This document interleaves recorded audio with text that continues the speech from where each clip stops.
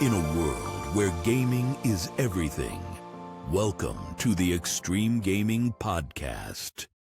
Hello, welcome to the Extreme Gaming Podcast, episode 284. We totally never had any technical issues whatsoever. We're that good, so we'll just breeze on as if nothing ever happened. Grey Gamer 25. My name is Trev, as always, and spoiler alert, I'm also joined by... Grey Gamer 25, he just mentioned my name. No, it's Godlike 25 now, is it not? Which we'll get to, I'm sure, at some point. Yeah. It is very nice. We can talk about that later, but yeah. I am not nice. Referring to him as godlike. No, he's not. No, he's Grey-like. No. And also we've got Gobshite. We've got a certain Master 3000 on the show. Hello, I'm Matt, also known as Irish Guardian on pretty much anything and everything, depending on what you want. Thank you very much. Thank you very much. And hi everyone, I am Tal from gamertech.org, home of the most affordable PCs in the UK. Thanks for having me, guys. Has no one else bought a PC off you since that one or two people, Tarl? You're grey. Not from the pod as far as I know, or pod listeners, but that's okay. I'm not here to sell PCs, I'm here to talk about tech and games and have some fun. So. I kind of made fun out of that, but it's just an obvious joke and I won't bother. Of course you're not. You're here for excellent personalities, top quality banter, and dad jokes. You set them, I'll fix them, and them two can just look at them. Yeah, pretty much. And if you want a godlike build like mine, just give Tarl a call. Yeah, and you won't have technical issues because Tarl knows what he's doing, so he would actually send it back to you working. Because I'd imagine he installs Windows and tests it, and then sends it back to you. Yeah. Insert 18 movie theme now. He's down there. I've been on for a few minutes now. I haven't crashed yet. Oh, see if he does this, please. Oh, I forgot about that. See if he crashes today. I'm going to... that'd be hilarious. After buying all that. Matt, is it possible to spontaneously lull yourself apart? I think that's what might happen. Yeah. It'd be like a self-making black hole or something. If it were to crash again, then we know it's the ISP or the whatever. It's a shame it didn't happen. I can actually turn to my right and look right through my glass on my case and see the temperature, and it is so much lower than the old ship. Does it have a sign in there that's saying gullible? What's the temperature then? Right now it's 56. 142. 56! Do you know how hot that is, Greg? Because you don't really do the normal counting over there, do you? So, do you want me to convert? What was that? Sorry? You don't understand 56 though. Yeah. Unless you've got it in Fahrenheit, which I doubt you do. No, it's Celsius. I know what that is. He does. There you go. Well, see, I'm not going to switch it to Fahrenheit. Everybody knows Celsius for computers. Yeah, this is the thing. Let's see, if you're in America and you're into computers, you're sorted. You know both systems. Anyway, we've waffled too much already. All the socials, please. Extreme Gaming Podcast and Twitter, X Twitter, Extreme TikTok. Podcast. discord.gg/Extreme Gaming Podcast, or just search for us and come to our Discord and give us abuse. We like that. We actually welcome abuse on the Discord. With pictures. Friendly abuse. Submit any gaming or PC tech questions, because most of us here know about hardware. But Tal runs a business that literally builds computers. Matt and I work in IT support, and Gray gets his PCs built by other people because he's a shite bag. I pick all the parts. And then blows them up. He picks all the parts. That's it. That is it. Yeah. This is the picking on Grey episode, and I'm all for it. Only one of us is godlike, though. I'm kind of doing it on purpose. I'm trying to make him laugh more than usual, and he knows why. The EGP quick breaks, which I'm going to watch Gray do a bit of editing this week, because I'm going to get a similar rig to his, and I am going to be watching the master at work to see how he does his thing, so I become an editing genius myself. They're on the YouTubes towards the end of the week, usually. And Mr. Tarl said his plug there, gamertech.org, for customised PCs in the UK. Whatever you want, I guess, within reason. He could build it for you at a good price and send it on to you. And if you want to join us for gaming nights to give us more abuse, because we're not very good at games, we just try and pretend we are. Wait a minute. No, you're not. It's called. You need the game. Shut it. It's exactly. It's called just you're pandering to the audience, Greg, right? And letting them think that we're just schmucks, which we are, so they'll come and play with us. Yeah, 8:30 on Tuesdays, BST, we play games. And Matt, what are we playing tonight? Is it Destiny? Because we get no Grey Gamer. Can we not do... No Grey Gamer. No Grey Gamer. Have you finished? Have you finished the story? Have you finished the story? I'm on the last bit of the witch's testicles. Oh, I missed that DLC. The witch's bitches. Sounds riveting. Yeah. I can help you if you want, or we can play something else. I don't know. Is that the same Cold as the Witches? Yeah, never mind. I don't want to play. I don't want to play the precinct. It sounds shite. Sorry, Matt. That's only single player, anyways. Oh, okay. That's a yeah. I mean, we could do the fire engine thing, but that might be a bit. I'm not falling for that one again. Nope, not doing it. No. Close your eyes. Here's my hose. Get ready for the pressure. Right. Right, great. No bridge crew, then. He is. I think he's semi-butchered the notes. So you've added a bunch of stuff at the top, Gray, and at the bottom. You haven't put a name to any of it. Usually we have our own section. Yes, it says everyone. What are you talking about? Everyone is a YouTube link that shows all the games. Should we color it in so you actually can see it? Because you know what Scottish people I listed every game that came out with the exception of maybe a few. So should we just read it all in unison, all together? That'd be really helpful. Yeah. We could be like the Borg. So, Greg, explain these links to me. Is futile. Every one of them is a YouTube, but it's condensed. So, in other words, instead of having to sit through a 2-hour Xbox showcase, you can get it all in 16 minutes. Those are just the trailers and stuff. Still longer than any of us put together. I actually sat through both of these things, the Summer Game Fest and Xbox Game Showcase. And I sat through the Sony one as well. So there's actually 3 gaming festivals all within a week. Great, kick it off then, mate. Make some sense of this madness, because I have my own stuff further down that I want to talk about. We'll just blab it. As in general, and you guys can chime in at any time, especially if you've seen a lot of this stuff. I'm going for a snooze, mate. You crack on. Yeah. Okay. Should we go out for a drink? We'll leave him to it. I watched Xbox Showcase. I watched Summer Game Fest. I felt that the Xbox Game Showcase was really good, and they were really good last year too. Mm-hmm. This year's Summer Game Fest was it wasn't that great.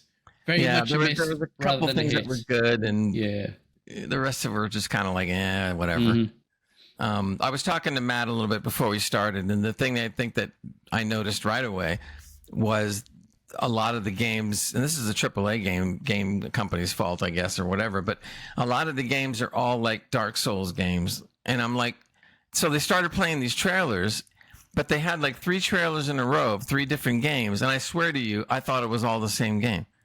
Yeah. Because every one of them was a Souls-like game from one to the next to the next. And I'm like, really? They all kind of seemed to merge, didn't they? Well, Matt, you've got down here the Summer Game Fest as well. That was your thing before Greg kind of hijacked it above. That's what I said. I know, Matt, go for it, man. You take the limelight. Go for it. Everybody just chime in. If you've seen this stuff, just start talking. Go ahead, man. Yeah. So as Greg was saying, I totally agree with him on this bit. There was a lot of Dark Souls-y style-esque games. And after watching quite a few of them, they all seem to kind of merge together, the same rigmarole, but with a different paint job, pretty much, for the character. Where I, just like yourself, thought it was the exact same game until it came to the end and it would go to the next one. And it was absolutely messy. I was just like, nah, I'm not interested in any of these. It was more like a Dark Souls-esque game show at the end of those ones. So I was just like, nah, I'm not interested. Is that what all the kids are playing now then? Is that why there's so many of them? So it's the big end thing. Great, Matt. I gave you a link there for your point to help guide you, mate. If it helps at all the stuff they announced. Matt, and maybe everybody, scroll to the bottom, and you're going to see Summer Game Fest, and every game is written there. If you can remember some of the trailers that you watch, you can comment on any of those things. We're not going to put trailers up though. Fortnite is. We saw a bit. What's it? Death Star was already, wasn't it? They did the Star Wars thing. I think they're still ongoing. I missed that one. Who had it? Rob's cousin was playing it. He said it was brilliant, absolutely fantastic. And they're doing it. The trailer wasn't very long, but it looked good. It was good. It looked really good. I wanted to jump in there, but I was too late. Yeah. They have the Superman one coming out as well. It's out now, but you can't play as Superman or with his skins. But you can actually join in there. I can't remember the date of where he is playable. But that was quite interesting to see. It's the new character of Superman. I suppose they're trying to sell him off as well as possible. Kryptonite's on there. Going on everywhere. Yeah. Crypto is there as a weapon, which is quite interesting. Yeah. You get like this doggy bone that is technically like a grenade. So you throw it on the ground, and if there's enemies nearby, Crypto will come and smash them all pretty much to pieces, which is quite hilarious. I missed this, by the way, boys. I did not see this. That's shocking. Do you know why? Because I didn't watch it live. I watched the condensed, highlights. Like match of the day highlights type idea. Yeah. I watched that after to get rid of all the shite. Yeah, true. The highlights one actually did go over all these games for the most part. Death Stranding 2, which I think we talked about a little bit last time. Yeah, we did. Here's the thing, and if you didn't see it, I'll explain a little bit. So Hideo, however you pronounce his Kojima. He comes out. They show a trailer, right? And so I'm expecting like, all right, we're going to see a trailer with different parts of the game and, different things and stuff to get the overall feel of what it is. No, it's a clip of a girl in an office, and a guy walks up to the office, and then they look at each other, and then she says, sit down, and then they say something else, and then they she knew him or didn't know him or something, and she slaps him. And that was the whole trailer. Sounds like an episode of bloody EastEnders. Never mind a video game. That's a soap in the UK, by the way. It was the most boring trailer they could show from that game that you could find.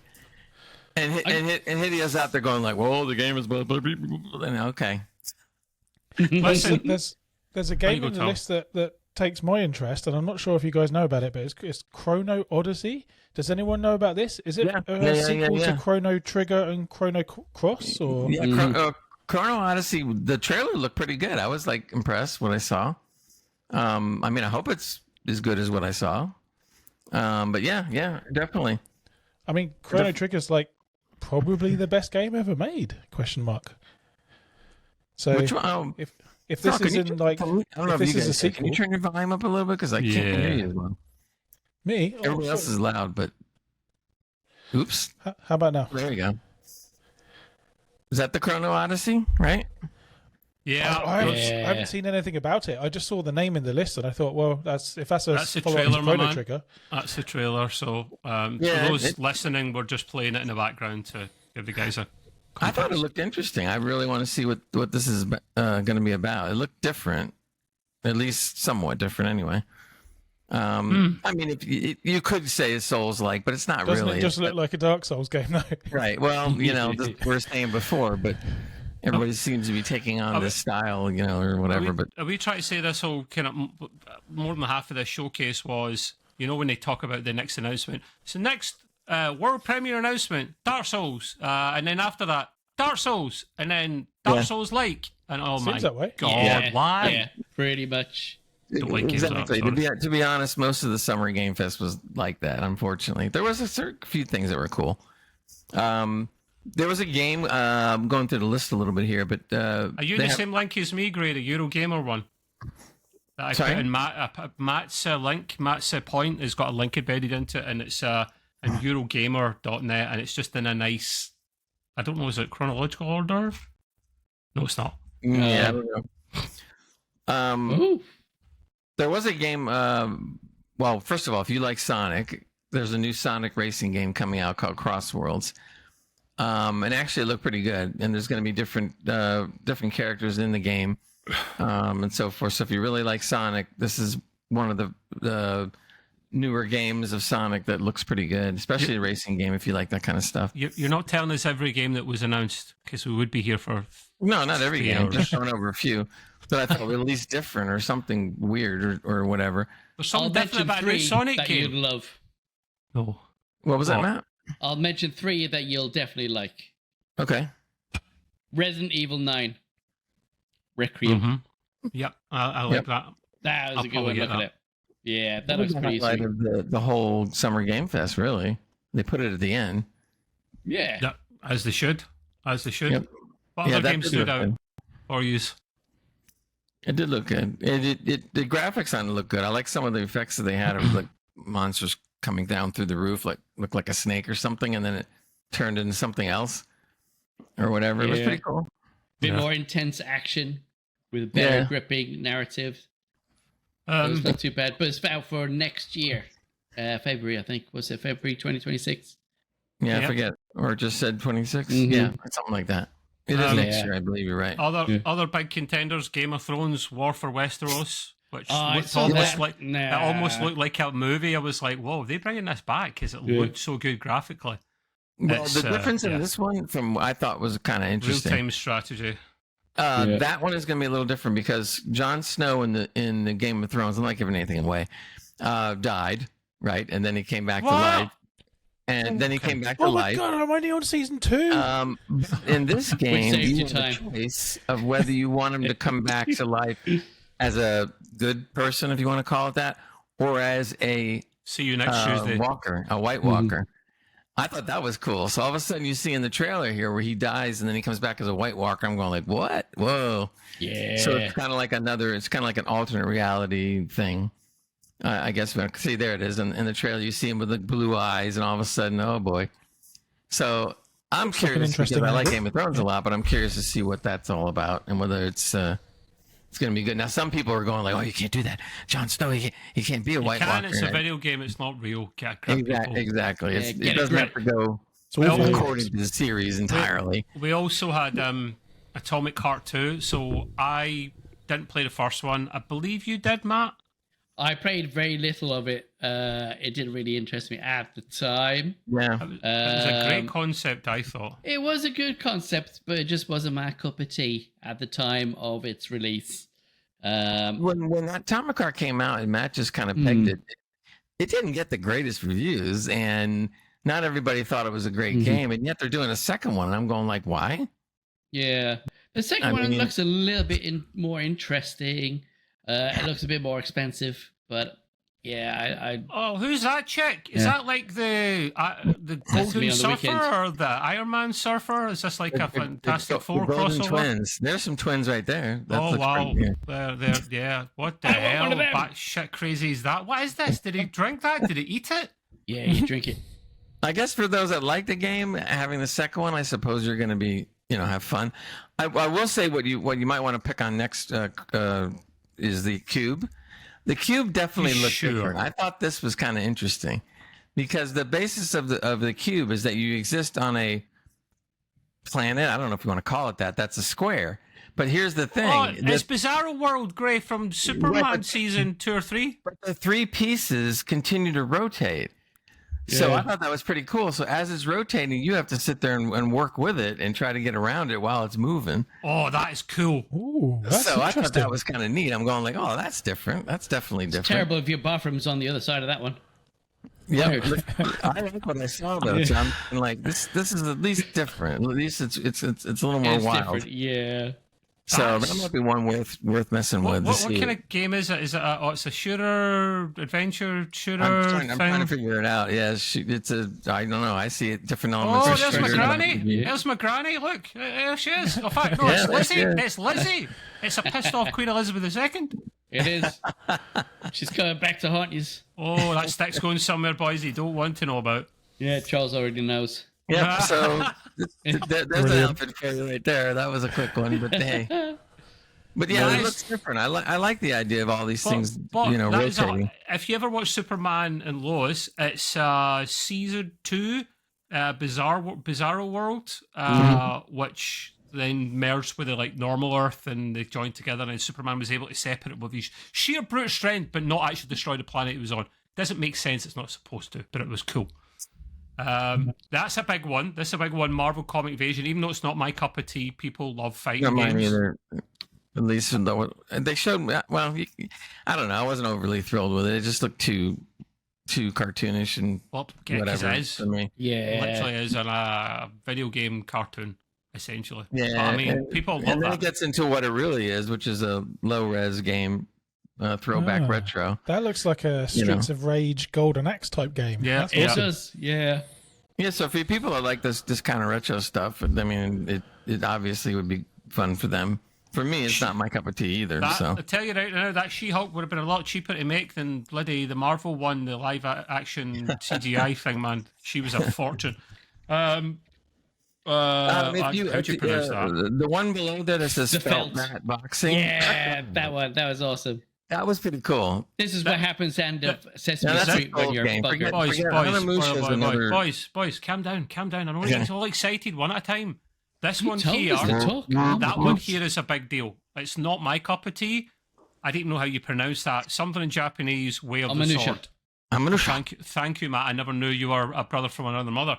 That looked phenomenal. One of these kind of feudal, I would just say ancient, but Gray's poshing says feudal Japan. So really old Japan back in the day of cutting about with swords and like chipping people. So it sounds good. But yes, this did look batshit crazy. It's the Muppets. It is bloody Sesame Street meets the Muppets. Yeah.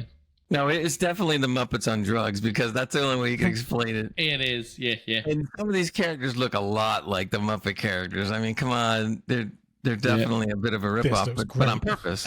It's literally called Felt That. As an ouch. Felt that. I think it's gonna be a hilarious game. And I'm sitting there looking at this, trying to figure like, what is this thing? And then all of a sudden they start boxing, and I'm going like, puppets boxing?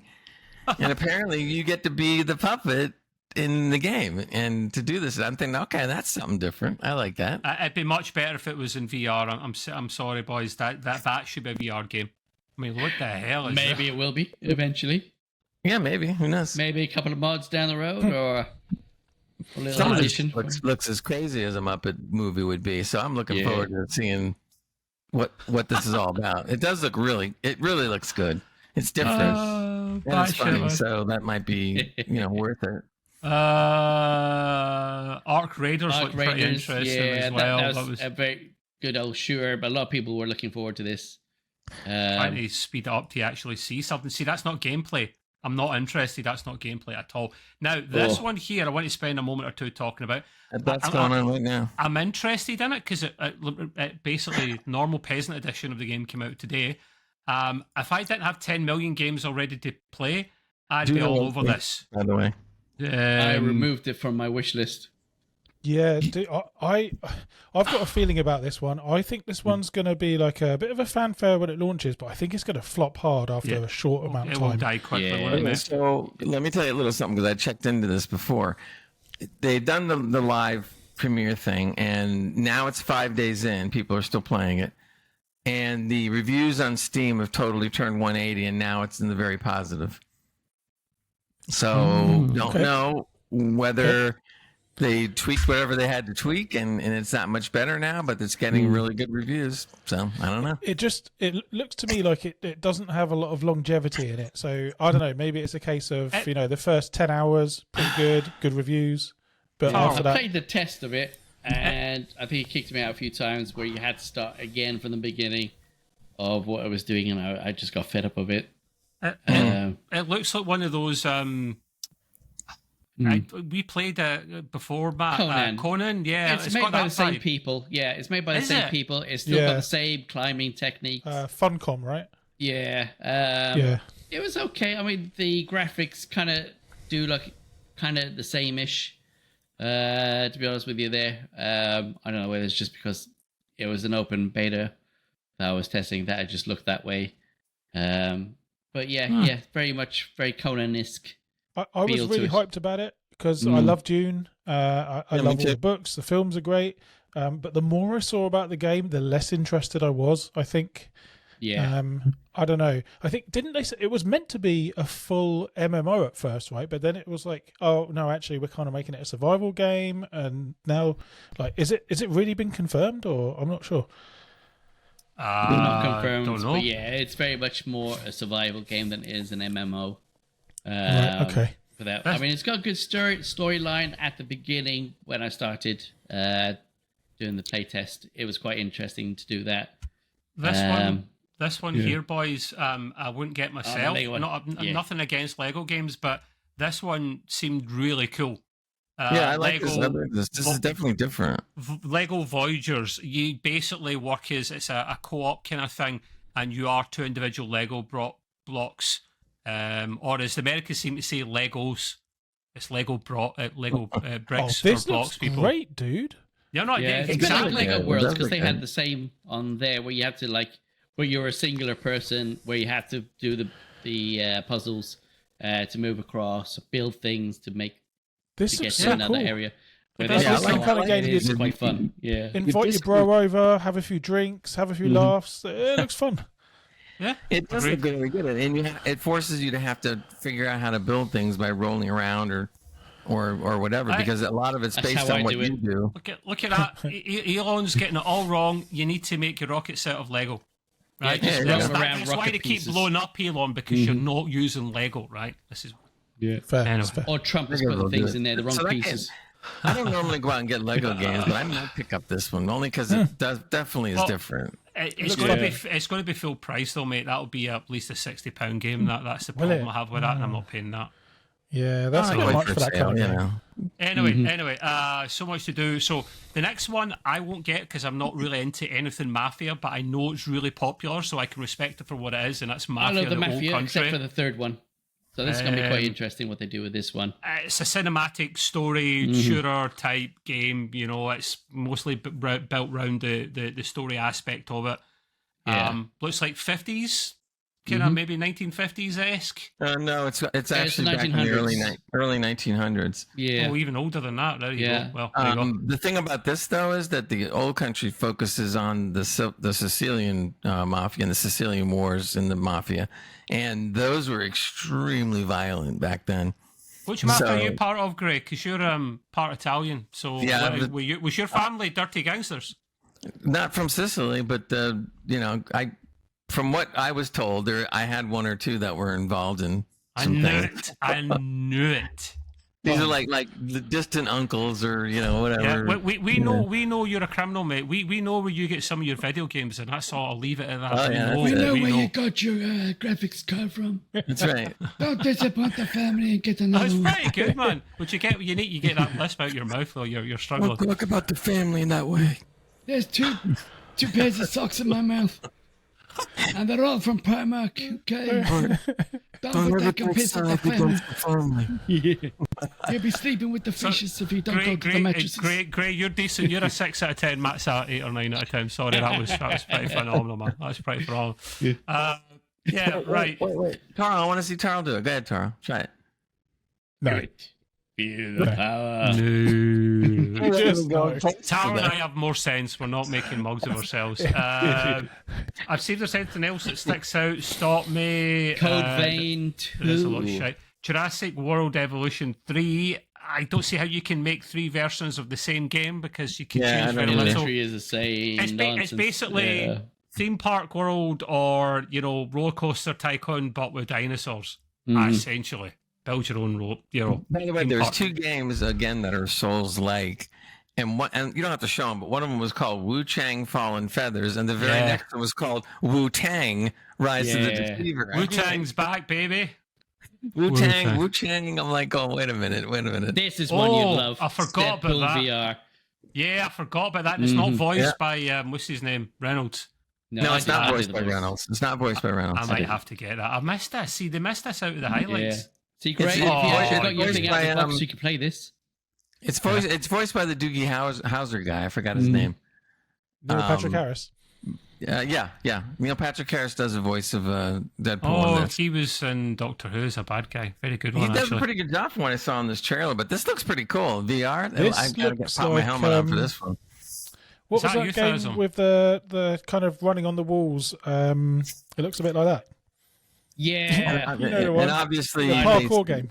Yeah, this is going to be an automated game for sure. It's going to be highly violent. It's going to be lots of explicatives going everywhere. Do you expect anything different, mate? I missed this, man. How did I miss this? They've actually got the Teenage Mutant Ninja Turtles out on VR as well. If this is a reasonable price, I'd pick it up because VR games are reasonably priced, which is good. So, right, okay. Anyway.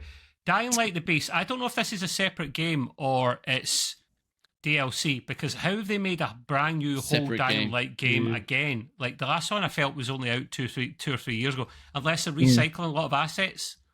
I never even heard of this one coming out. It came out of the blue. I'm like, what? I like the concept of this because I do have the first 2 games, but I've only played a bit of each of them. And I do love zombie games. I do love open world games. This is my wheelhouse. But love a zombie game. Yeah, Techland done such a good job. They're a Eastern European dev company, I want to say. This looks good. Moody and dark. Yeah, I think they're using the same assets again. There's no way you get a game out that quick. Yeah. I mean, that's not a bad thing. You can recycle things, just don't copy and paste. Maybe. yeah, they might have. Or something like that. But yeah, I mean, hey, Dying Light games do well. If you see anything else, again, stop me. There's so many games and so many world premieres as well. Scott Pilgrim has got a loyal cult following. Not my cup of tea, but Scott Pilgrim EX coming out as well. Pilgrim. Acts of Blood looked really cool, actually. I'll be honest with you, if this is your cup of tea in terms of the fighting genre, it's kind of like Streets of Rage, but like not in shit 8-bit graphics or 16-bit graphics. This one actually looked good because it looked a little more realistic. Street Fighter meets Streets of Rage, yeah. Yeah, but I think the physics in this game is definitely much better than I've seen. What is the cult movie, boys? Where it's a South Korean movie where he goes up a block from the bottom to the top, taking people out. Tower, that's it. Yes, looks like that, like game wise. Looks a bit like Old Boy as well. Yeah. That's enough talking about your genitalia, mate. Let's move it on. Make sure you check out Into the Unwell. That looked pretty different too. I really liked the trailer on that one. When I saw it, I thought it was. Scum had a good update. Scum 1.0. Is that finally came out? Oh my lord! I missed that. What the hell is Scum? There you go. It looks like it's had quite a good beef up. We'll have to get back into that one maybe. Now that it's 1.0. It's basically it's like DayZ meets bloody Destiny meets. It's just a survival shooting type of game, isn't it? And there's so many of them. But it was as a game show style prison island. I remember playing this, man, with you guys back in the day, and I remember I still play it now and then. Yeah. One of the first things you could do is you're basically an escaped convict, or you're a convict out of the jail, and you can, when you go for a shit, because you need to pee and poo, you know, because it's realistic. Did you just see that? You literally shit out a golden. Oh wait a minute! You actually shit out a golden desert eagle. Yeah, sometimes you poop out different things. You can either shit out gun, a pineapple. Look at that. I tried that myself one day. What a screenshot. Yeah. That's a great shot. Yeah. We're kicked off YouTube now, boys. Oh, this looks fun. I could play this. Yeah. It's quite interesting because you're on this island for people's entertainment. So they have like drones that will film you. Sometimes they'll come up to you. Sometimes they won't. We had a server, so we were able to kind of mess with it. We get this really cheap because we all got this in early access. See, this is why we all love, first and foremost, PC gaming here, people. And I know there's people that will tune in for console stuff. I cover the Switch stuff, the Sony stuff. But my PC and all the boys here, their first love is PC gaming because we get this early access. We get games way cheaper. We get a lot more of them because it's easier and cheaper to release a game out in PC. So if you've been thinking about it, I always say get a PC if you can afford it over a games console. So there you go. So the next one is what Gray was talking about. This one here. Yeah, where this guy got the mind's eye. Right, so this I was here... in two minds about this one, this one here, this game here, is made by Builder Rocket Boy, who the headquarters are in my home... Well, not home city, the city I live in, Edinburgh. My claim to fame is I dated one of the lassies that actually done the level design in this back in the very, very start, the art design. See, the way she keeps slapping people on the... Well, she couldn't say anything. NDA. I was like, I'll go on and give me a little tease. Like, I just see little bits of pictures and stuff in some of the levels in terms of she draws it, someone goes in and digitizes it and takes it into the game. And they spent years making this, and then this has got a whole thing behind it. The CEO and one of the other guys leaves a week before the game comes out. It's not getting any codes given out to journalists to review beforehand. It's supposed to have a hell of a lot of bugs, and you're going to have a large day one patch. It's a kind of shooting game. It's kind of... Is this only PlayStation? I will tell you in a second if there's actually 5. gameplay. So there's no gameplay. There you go. There's a little bit of it, yeah. So it's kind of, it's a bit like GTA a little bit. Kind of is, guess, yeah. Meets the Division. Yeah, it's quite interesting. I think this is going to flop. So I pass. Is it? Let me see. What did it say? Yeah, because the trailers you're looking at are mixed. I noticed now. I'm surprised by that. Why would you not hold it? Like you didn't even hit Into the Unwell, and that was good. And Splitgate too, but maybe today. It's coming up. Mate, we can't look at every single game. If there's a game you really want, just like, this game, Trev, and I'll find it. One for Gray is Hitman. Yeah, it's got what's his name in it? The chief from Casino Royale. It's one level though, or one scene. It's not the whole game. It's not the whole thing. No, it's just one area bit. Yeah. Yeah. In a casino mission. That was a trailer for it. The Hitman co-op, Lego Party, Wildgate. You said about that as well, Gray.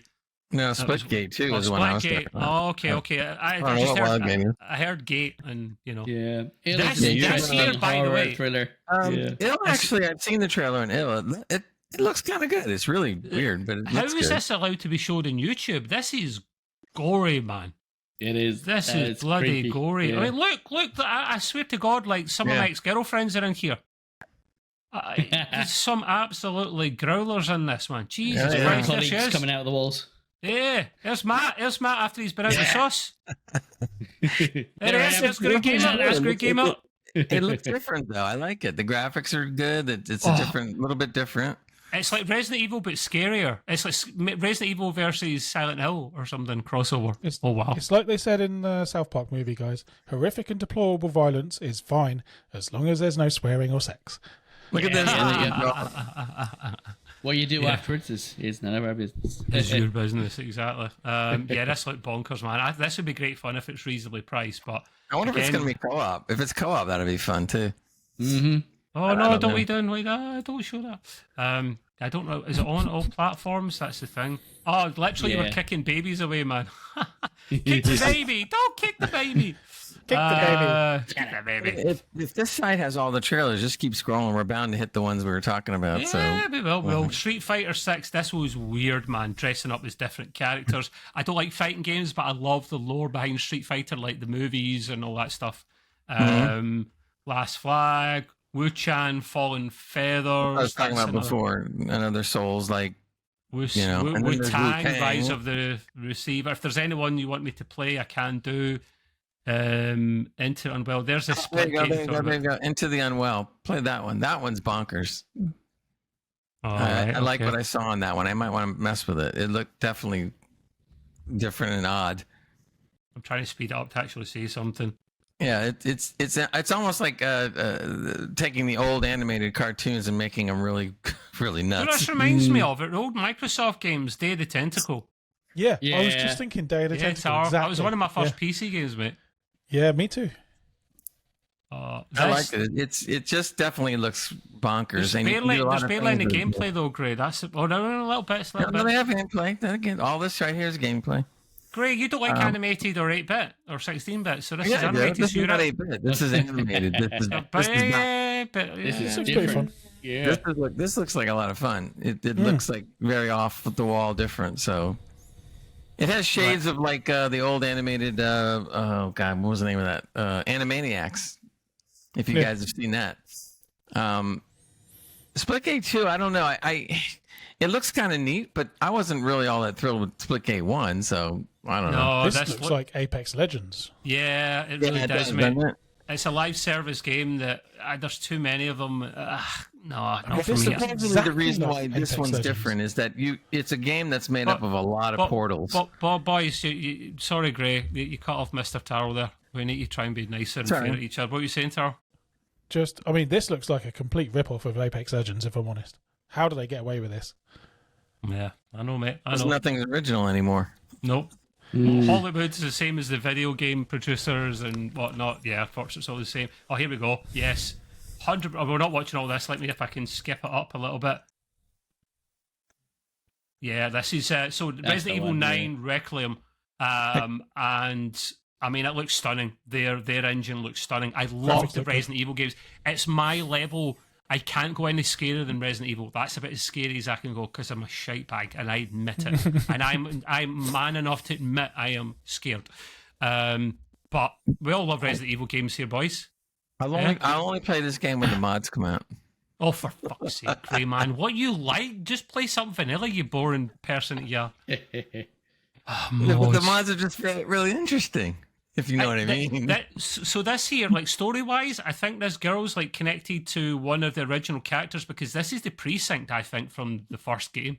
Or the second game, is it? So one of the early games is the precinct. That's the same bloody one. Or it's the large house, one of the two. You're in one of the original buildings from one of the original games. I'm liking this story arc and how they bring it back 360. So as long as... I don't think I've ever paid full whack for this. It'll probably be a CD keys job. I'll get it cheaper, but I'll get it legit. We'll see. So it looks very pretty. Oh, stunning engine. It is. Such a good... really nice looking. But yeah, that's... is there a release date for it? Yeah. There is February. Very close to my birthday. So February 27th. Oh, you know what that means? If it's close to your birthday, you have to take another week off from work. I never take time off my work. I go in. It's just a normal day for me. And this is why none of you know where my birthday is, because you never will. Well, we do now. You know, I said close to. No, it's not my birthday. Narrows it down. So. Mortal Shell 2 was another one. That was the first one. Meh, I don't know so much about. I don't think we covered everything else.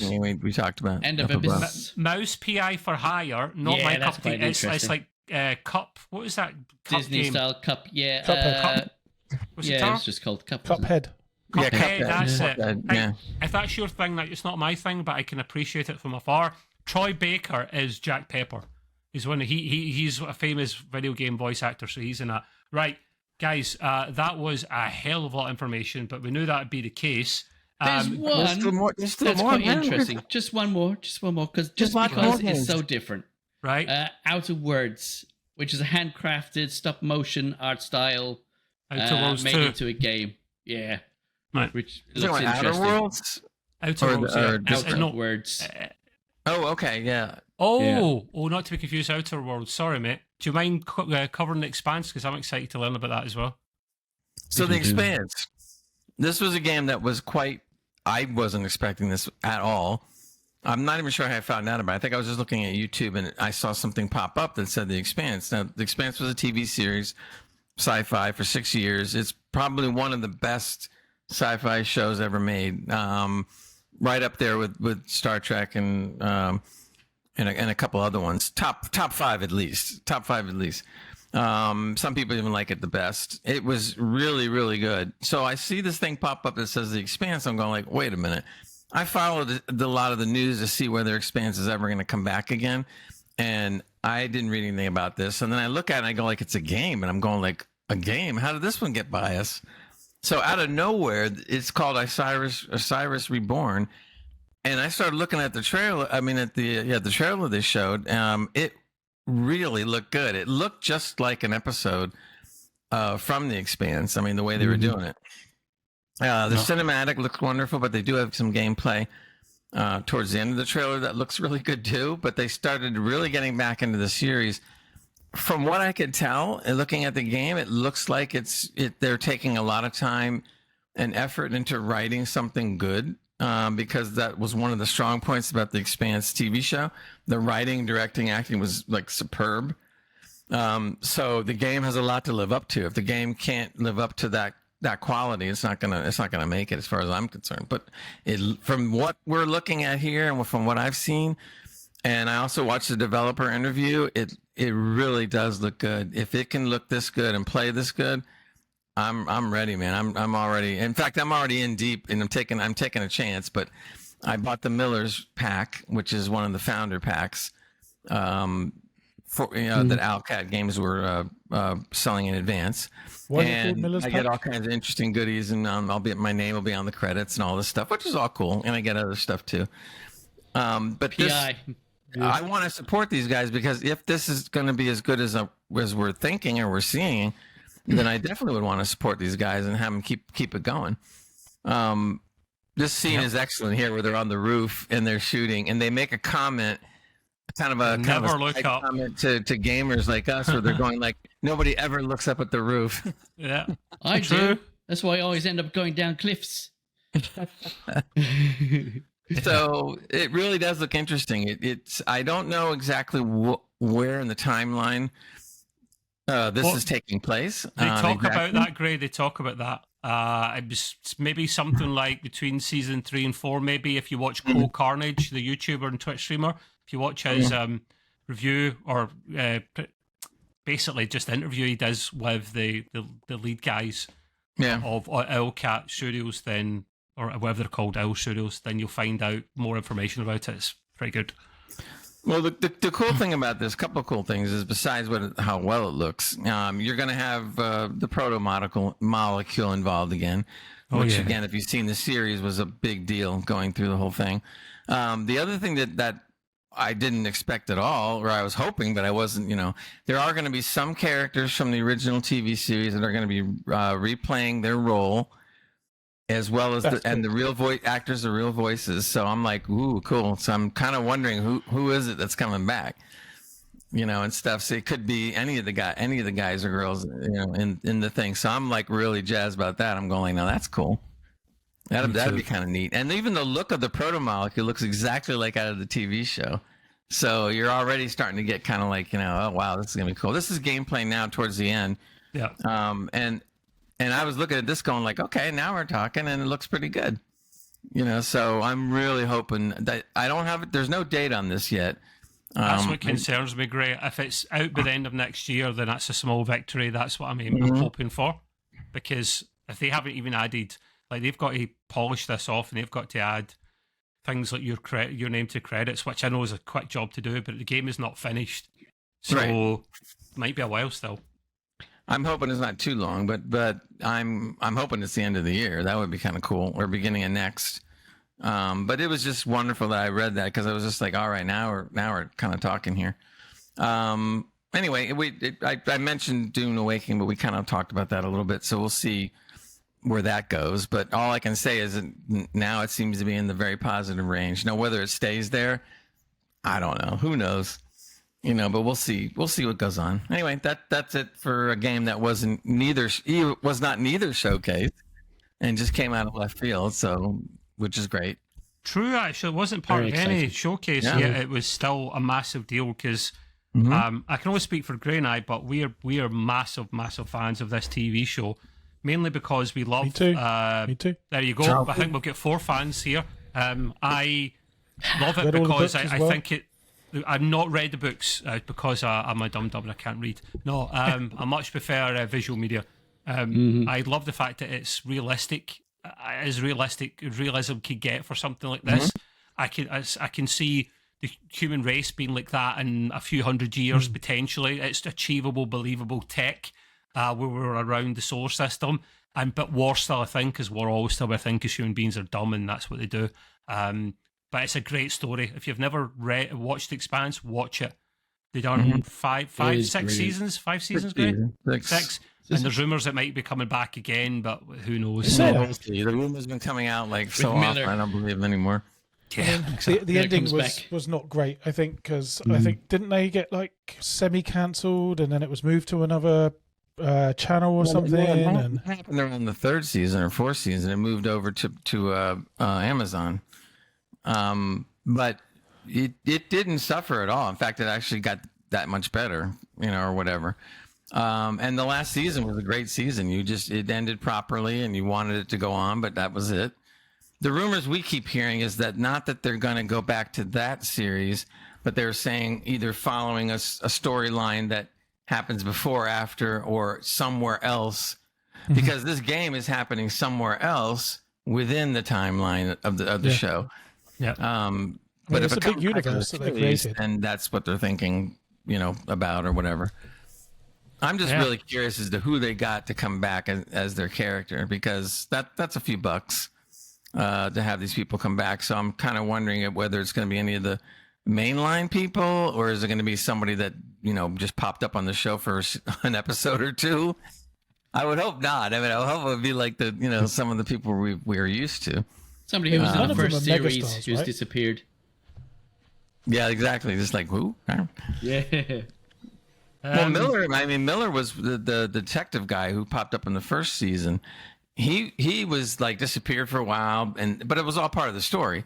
And then eventually he ended up coming back and stuff, and the way they worked it in was really good. One thing I will say for people that may have never seen the TV series, I've seen more than one person try to watch the first season and end up being kind of confused and then giving up. Don't give up. The reason why the first season is a little confusing is because they're setting you up. It's very different. Yeah, watch into the second season and everything starts to like, whoa, and it starts to all kind of roll on what's supposed to happen. That was one of the remarks they made against Silo season 1. They were like trying to like, whoa, what's going on? You just go with it, man. Stick with it, and it ends up being really, really good. So again, we'll see. I agree. Moving on. Cheers, Greg. A few things I want to cover as well. I like the tech section normally, and I'm trying to keep this down to a minimum for time as well.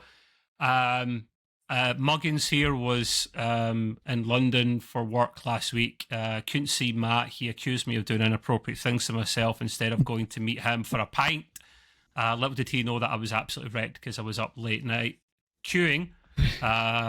Say queuing, I sat for 2 hours watching stuff on YouTube for a midnight launch out of Smith's Toy shop on Old Kent Road, I want to say, or off Old Kent Road. I was 11th in queue, so I knew I was going to get one more than likely. I was just at loose end. I thought, why not? I've got one already coming to me, but I could get this one tonight and play it in the train going back home. It was nice to actually go to a midnight launch. It's not something that happens often anymore.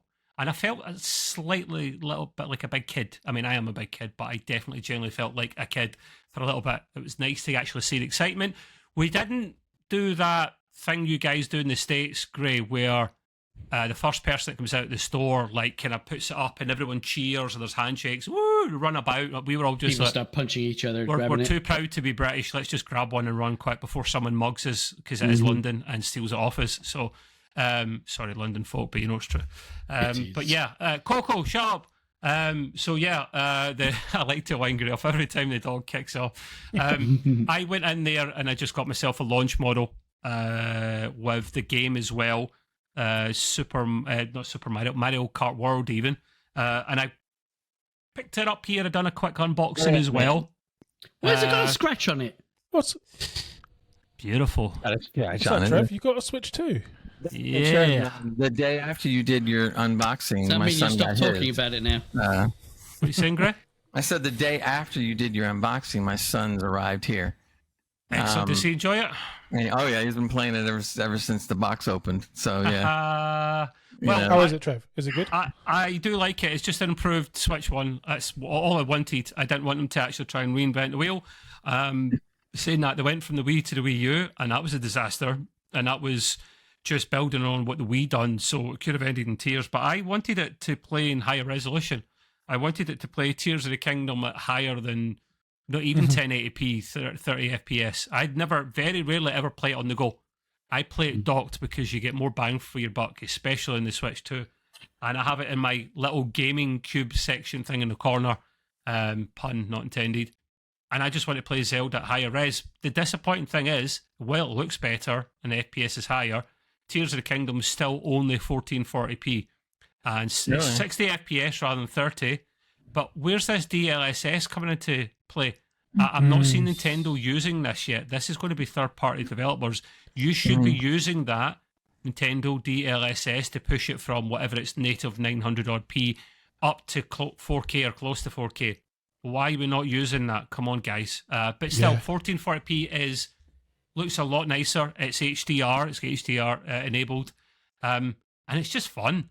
I've got it to play some other games as well that are higher resolution and been... The thing is, if you play Switch 1 games in them, there's no Switch 1 hardware inside the console, the Switch 2. You're actually using an emulation layer. So they're actually using emulation, which... I mean, it's flawless. Don't get me wrong. I haven't upscales... Well, not upscales things. It makes them... If they run only 30 FPS, or say a random, like 35, 40 FPS, it will make it run at 60. And it'll be locked, so it'll be more stable, but the res won't be higher. And then they're very sneaky, Nintendo. They want you to buy expansion packs for their games from, say, Tears of the Kingdom or Breath of the Wild. It's a bit dirty, that. £8 to get the patch, or if you're a Switch Online plus expansion member, you get it for free, which I am. Yeah, so that's a bit much, isn't it? It is. Nintendo being pretty greedy. It's $150 more than the last Switch. It's a lot. A little bit, yeah. It's a lot of money, man. But you know, it's a game though. I mean, one game came on the. You have to spend $80 for it, but. One, yeah. So Mario Kart World is $80 or £70 if you want to buy it on its own. But I got so it was $395 in the UK or $430 if you bought it with Mario Kart World. So that saved you a good bit of change. Not so bad. And Mario Kart's a bit like Forza Horizon now a little bit. You've got more open world. You can travel to each race, which makes it a little bit cooler. Although maybe I'll review that at another time. But yeah, so moving on from that, it is fun to have it, and I've been playing it some this week because I'm off this week, so I've been enjoying that. Taro might get involved and interested in the next bit of news. They've been recently, there's been some leaks and reveals of AMD's Zen 6 goodies that will be coming out soon. I haven't seen this yet. No, so by all means have a look at that link up in there. The leak reveals, so we take it with a pinch of salt, people, because that is a leak, reveals 50% more 3D cache and 50% core count increase. It's due to land sometime next year. So get more L3 cache, higher boost clock, and a new leak has confirmed that per CCD core count and cache increase. This is the geeky stuff, people, so if you don't like it, switch off for a moment, but come back and listen to the rest of the show. We've now got CCD core count to 12 for Zen 6 CPUs. It's a 50% increase over Zen 5 Ryzen 9000, for example. That's that used good. 8. So the 16-core flagship 9950X employs 2 8-core CCDs by this. Zen 6 flagship CPU will be going up to as many as 24 total cores. I have to feel like I do the Dr. Evil thing when I do that. And a whopping 48 threads. Additionally... Sorry, Trev, carry on. Yeah. There's more of it to come, so by all means your question may get answered here. I'm getting excited, that's all. Me too, that's why I love talking about this stuff, mate, and why I gave you a name mention. AMD could be developing 32-core CCDs for use in AMD EPYC server CPUs to fit 32 cores in a single CCD. Jesus Christ. The cores themselves need to be considerably smaller than Zen 6, so likely 32 times 6 cores per CCD instead of full fat. And then it goes on to talk about the L3 and 3DV cache sizes, which is the stuff we're interested in. So more, like I said, more L3 cache than Zen 5, 43 meg L3 cache per CCD. They've got some funky names here, and a massive 128 megabytes L3 cache per CCD for server chips. So if we give that some context and reference, because it's a lot of gobbledygook to some people, the Ryzen 9 9950X has 32 megabytes of L3 cache per CCD for a total of 64. So the increased L3 cache would mean 96 for a dual CCD Ryzen 9. It's a big deal for like folks like Tal Rai that really love this stuff. Per CCD level cache of 48 megabytes is also a pretty big deal for gamers. Agreed, yes. What else we got here? So 9800 X3D, the fastest gaming chip on the planet, has one CCD with 8... The fastest one on the planet? It's the peasant one that we used to have, Gray, that we no longer have, and it's God, now you get 9950X 3Ds now. Nah, I'm joking, it is the best gaming chip on the planet. 8 cores, 16 threads, 32 meg of L3 cache. I'm trying to go through some of this because I know it's gobbledygook to a lot of people. If Zen 6 indeed brings 48 megabytes of L3 cache per CCD, the 9800 X3D will enjoy 112 megabytes of L3 cache if it keeps the same amount. I mean, there's more, but I'm going to kind of wrap up there because it gets a lot of thoughts, boys, especially Mr. Tarl. Are you moist yet, sir? Oh, very, yeah, very. My only question is, does it make any mention of whether the higher core processors are going to have the Vcache on all of the CCDs, which is something they haven't been doing yet? By my judgment, my understanding about this, I don't think it's something they plan to do anytime soon, nor do they have to. Yeah. Because they have their gaming chip designed for. So what will happen is they'll increase the L3 cache for that. They'll increase the clocks a bit, but they didn't say what they would be. And then they would probably bring out the successor to 9950 X3D, and that would be your all-encompassing everything CPU. Which, to be fair, I haven't actually put it into my new rig yet. Gray's got one. It is excellent at what it does. It works really well with the Windows scheduler, so that if it's gaming, it only games. If you're doing anything else, it goes on to the other cores instead, other CCD. It's a true hybrid, which is interesting. Which is what you want. Although I said to Gray, be careful. There'll be the odd game, especially older games, where the system, because bear in mind it's a Windows scheduler, so it is Windows, it's Microsoft, they're not bulletproof. The Xbox game bar thing that kind of is built into Windows is what they use to tell the system if a game's running or not.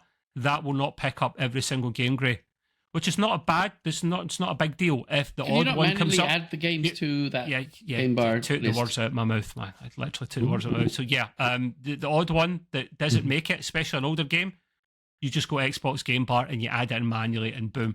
But I'll be paranoid, Taro. I'll have my processes up on the side, but you better be running the right CCD right now. Oh, because I don't trust it. But that's my concern, right? Microsoft, Windows has been bad for a long time now, right? So I don't think I really trust them to make a scheduler that does a really, really, stand-up job. I'd rather just see maybe less cache on each CCD, but on the bigger chips having the Vcache on all of the CCDs. That would be my preference. Then you don't have to use the software. I'm sure there's a reason they can't do it, Taro. They would have done it already. It is a heat thing, yeah. So like one CCD with 16 cores in it running at bloody 5.789 gigs and all that L3 cache, I mean, literally, it might implode like a star dying. They'll solve it at some point, right? They will solve it at some point, and we will get 16, 20, 32 core CPUs which will have Vcache on every single CCD, and that is going to be a glorious day. That'll be the dream chip, but I certainly, Gray's not getting into the meat and potatoes of house chip yet. He will at some point when he's going between gaming and doing editing. He's not had much of a chance to do that yet. But he'll download ping pong. He'll rip them graphics, man. Them CPU usage. I watched the videos of the 9950 X3D. And it looks like they finally cracked it. Unlike this, was it 7850 X3D? They were doing a lot of testing. J2 Sense and his pals, his other peers, it was switching when it had to. It's a lot better between it for sure. Yeah. So I'm okay to get the 9950 X3D because I want to do a bit of editing. So yeah, moving on, more tech stuff. We rumoured this a little while ago. We didn't leak it, but we read out someone else's homework basically. AMD Ryzen Z2 lineup expanded with new high-end budget SoCs. We now have the Ryzen A1 Z2 Extreme and the Ryzen. Woo! I know they never wear trousers or jeans in that household, legs, man. I'm sure. Yeah. I mean, Gray, do you shave your legs? I think you must do, mate. No, they're smooth. They are smooth, mate. He's come back with his gob shot. Takes all the hair off. No, I'm not kidding. Oh, so we have Ryzen AI. Oh, for fuck's sake, Gray. Yeah. Are you finished? Give it a lick. Wait a minute. It's not in your rig. Of course it's in my rig. This is the box. It's just the box. I can't see that it's empty. Big box. I couldn't see it's blown out. The middle's blown out because of the lights. Yeah, so more Ryzen goodness before Gray interrupted me. Ryzen AI Z2 Extreme and Ryzen Z2A. I have no clue what that means.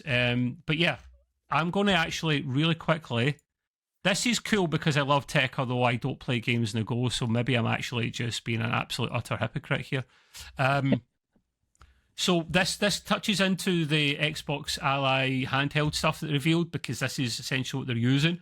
I'll go down to this little chart here. There we go. That's much better. Everyone loves a good chart.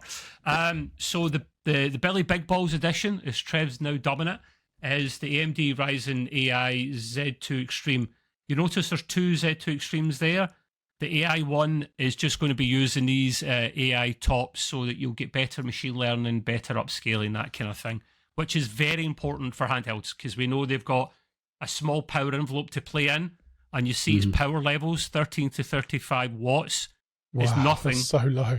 Yeah, but in handheld, it's actually, the Switch is 20. The Switch 2 is 20. Yeah. To give you an idea there, Tarl. So it's all about the battery power, I guess, isn't it? You know, the lower you can get consumption. Consumption. Yeah. And that's why the Switch 2 in 3-4 years will bring out an OLED version of their Switch 2.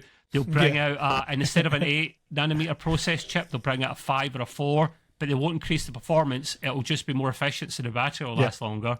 Yeah. This stuff ties into it. Of course, you'd have to upgrade then as well, Trev. Of course, more likely, mate, 100%. Well, actually, no, maybe not, because I don't play it in the Go, so I don't care about the screen. So probably not. You need to test it out.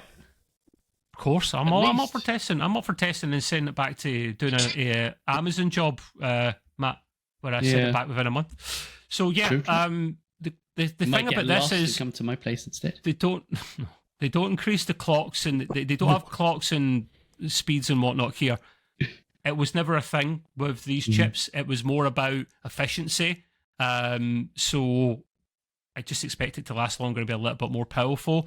The reason this stuff's exciting is because it ties into, and there's a wee little preview here, the ROG, or is it ROG? Some people call it the ROG. Yeah, isn't that not the Asus ROG Ally, just with a couple of testicles on the edge? Well, this is what we thought. We thought they actually dumped it. Microsoft, their own handheld. They may have done it, but they've teamed up with Asus to do their one. Let's see if there's actually a difference between the two. Yeah, there is. So it's the hands, the testicles on the side are two models. Adding, it's called these things, Matt. If I can show you, testicles. Hold on to them, mate. Yeah, it's called ergonomics. Ergonomics. The Xbox Ally and Xbox Ally X. I was like, what? They sound so similar, but you see the small print. They both have the ZA chip, but the Peasant Edition, the Xbox Ally X has the. Actually, does it? Wait a minute. There it goes. It has the non A chip. So there you go. Don't know what A stands for.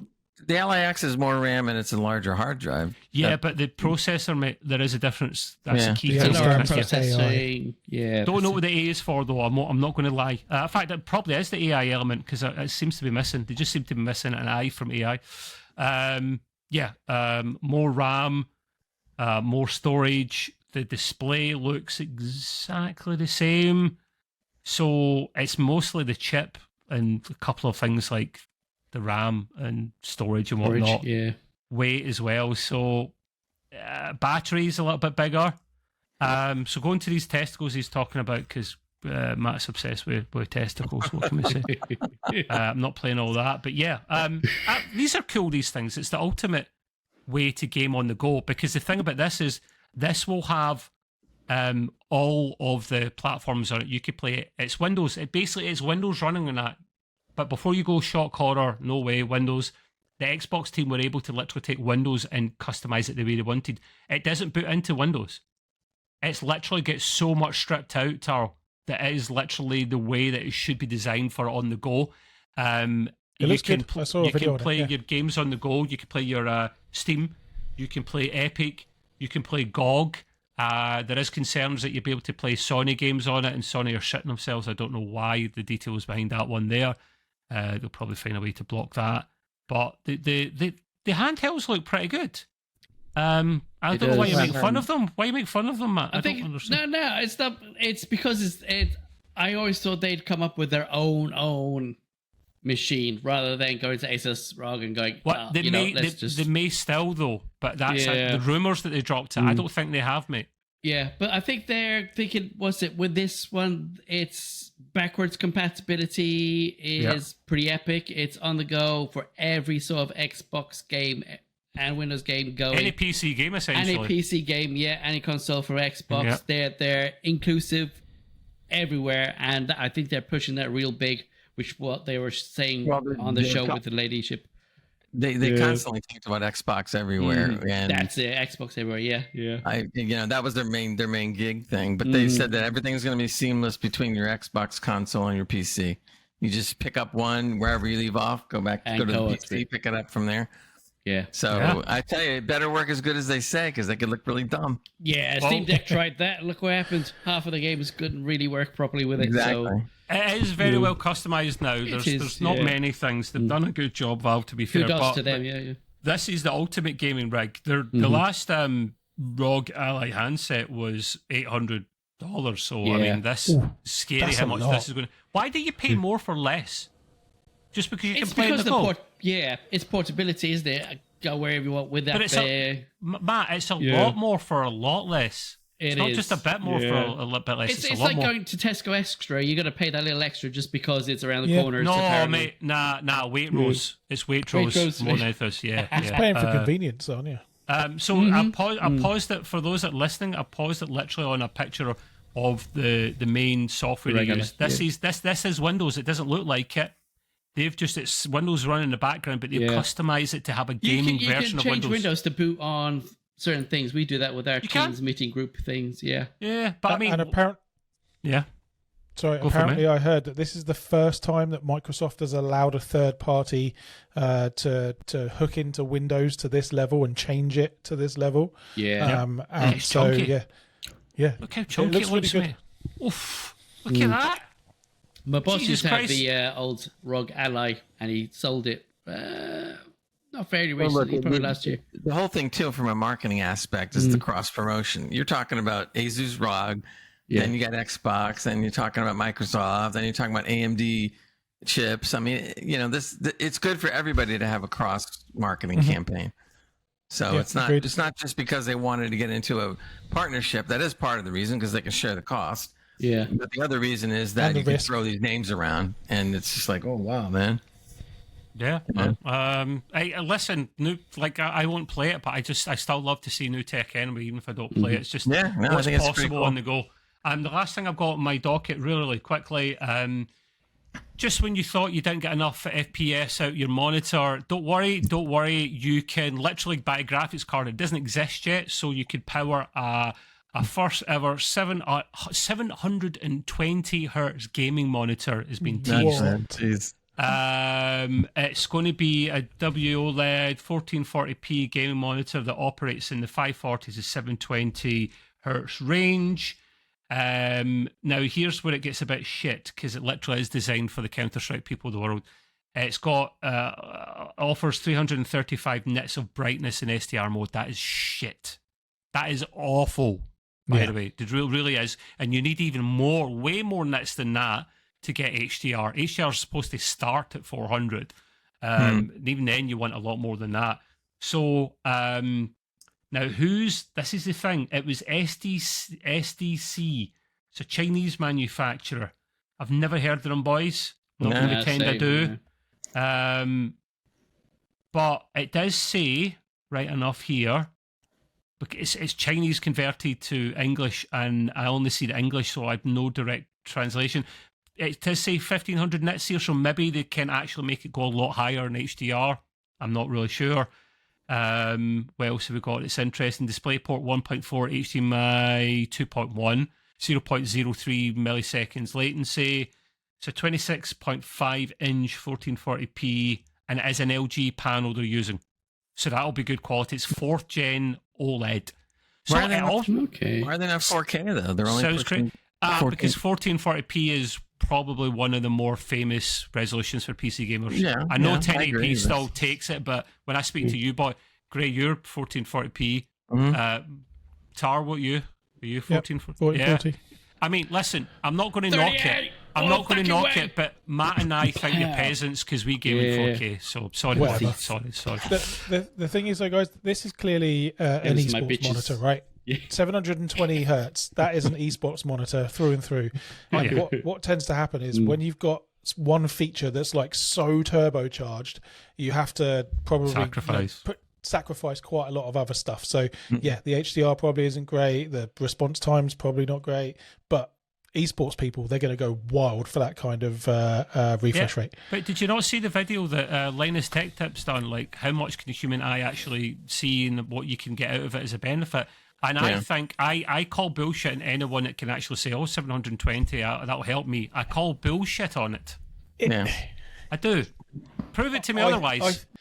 I think there is a what's it called? Diminishing return. There's a diminishing return probably somewhere, right? But I would suggest that if you ask any professional gamer, they're going to say, "I just want the fastest monitor that you can get." Yeah, and they're also the same people that I respect their talent at the game, but that takes the fun out of it. I've seen these people in some games that, whether they've got shooting elements or other shooters, they will literally take up back all the graphics to get rid of like foliage and stuff so they can get more FPS and they can see their enemy quicker. That is just turned into a job, and you've sucked the life and soul out of it and the fun. But it literally is their job. They're professionals. They're professional gamers. No, but not outside these people. I'm talking about actual, just normal gamers that want the fastest and best of it. Don't get that. Well, the space between extreme gamers like that, or esports gamers, and us is widened greatly. I mean, they're in a whole nother, realm to themselves. And as much as we might like or not like or have our feelings about it, obviously they're in their thing. But like Trev said, I couldn't play a game where I had to sit there and dump the graphics so low just to get my FPS up. So basically, you're seeing nothing but a bunch of muddy graphics like this, and as long as you can shoot something. It's like, there's a Counter-Strike tournament going on, I think, this week and finishing over the weekend. Go and tune in, guys, right? And check out the reaction times on these guys. Oh, yeah. It is phenomenal, right? Oh, yeah. They're doing things that you probably could never even, even think about. They're wildly good. I want someone to actually show this to me, or I'll go and find out for myself if this monitor actually comes out.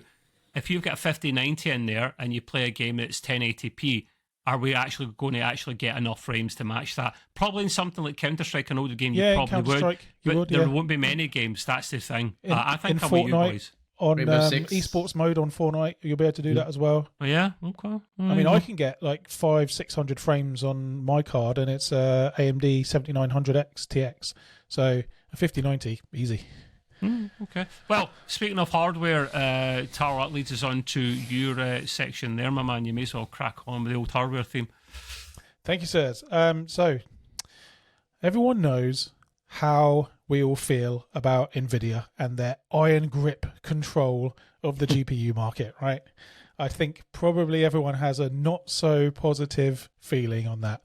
So about him anyway, but yeah. So how about this, guys? How about if they had the same control over the CPU market as well? How do you feel about that? Ooh. Yeah. Like you've been to Luke Curry in the morning. Yeah. So the first, what are looking like real leaks of NVIDIA's ARM-based processors have come out. We've seen some Geekbench scores, and they look good. They look really good. So in single thread, the N1X. Let me step back a bit. There's two models. There's an N1, which is going to be for your laptops and mobile, and then there's the N1X, which is going to be for desktop. So the N1X, that's the one we're most interested in, is running very slightly behind the Intel 285K, which is the Core Ultra 9. That's all right for your first trip, eh? That's all right. That's a pretty damn good first attempt. And on multi-core, they are equal to the 9800X3D. Also a pretty damn good first attempt. Now, they're a little way behind Intel on multi-core because, Intel has so many cores, like 24, I think. And these two chips, the N1 only has 20 cores, and they are not clocked anywhere near as high as Intel. I think we're seeing something like just over 4,000 megahertz. So, they're not there yet in terms of all-out speed, but there are going to be some real benefits for using ARM, such as power consumption, such as the ability to scale the size of the chips once they really get the manufacturing process going. So there's a lot of positives here. and I'm really excited about this because it's a new competitor into the CPU market. But then I have to ask myself, am I really happy about who the new competitor is? Yeah. Come on. Yeah. I would rather see Intel and AMD keep duking it out than get NVIDIA. A third person in there, a third company's got to be a good thing, because that means competition will be driven higher and prices will change. Yeah, do you think NVIDIA will throw that higher than Intel would? A bit like their graphics card. What do you think? Oh, Taro, I want to ask you a question. I read an article, I can't remember where it was, but the gist of the article was that there are a couple of different other CPU makers that are looking to possibly grab some of the market. These are not big time entities right now, but I've been hearing little things and reading little articles that people are in the background are working on this. And don't be surprised in the coming, couple of years or whatever, we're going to see somebody come out of nowhere. Oh, no, I won't be surprised, especially with the advent of ARM, because ARM is essentially easier than x86, and also x86 is obviously licensed by Intel only to AMD, so I don't think that anyone else is going to get into that space.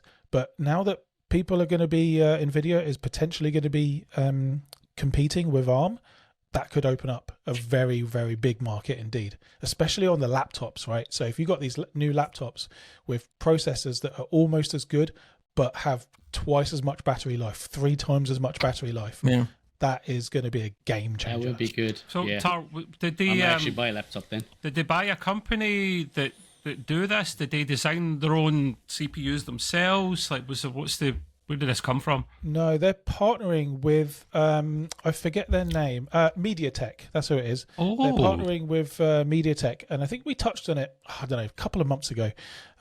So basically, what they are is they're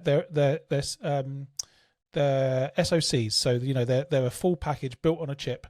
I forget what SoC stands for. Is it System on Chip? Yeah, that's right. System on Chip. Yeah, System on Chip. So what you'll have is even apparently, and I was quite surprised to read this, but apparently even for the desktop version will be an SoC. So you'll have the CPU, the RAM, and the GPU all built into a soldered single chip. Apparently you can choose up to 128 gigs, and for the mobile version, the M1, you can choose up to 32 or 16 or 32. But yeah, I was a bit are we interested? Sure about that. Would we look in the future? Because SoCs for me are for games consoles. I don't want a graphics card or graphics chip built into an SoC because it will be nowhere near as powerful as what I've got at the moment. So at least initially, if this is the starting stage for them, fine. But if they actually go into releasing a separate CPU on its own that will work with their NVIDIA GPUs, then I'd be interested. So I'm a bit disappointed, but I'll be patient. I think it's like anything else. The fact that I'm really interested in the fact that of the innovativeness of this. I think it's pretty cool that they can actually jam all this stuff on a chip and it actually works. From an enthusiast like we all are, I wouldn't be getting it. No.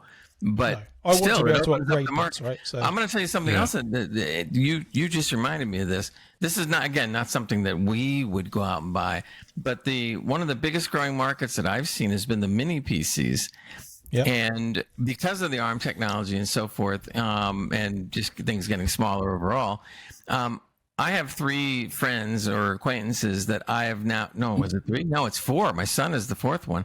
Who aren't gamers on PC, but they might be big on console. Some of them don't play games at all, but they do use their computer for different things.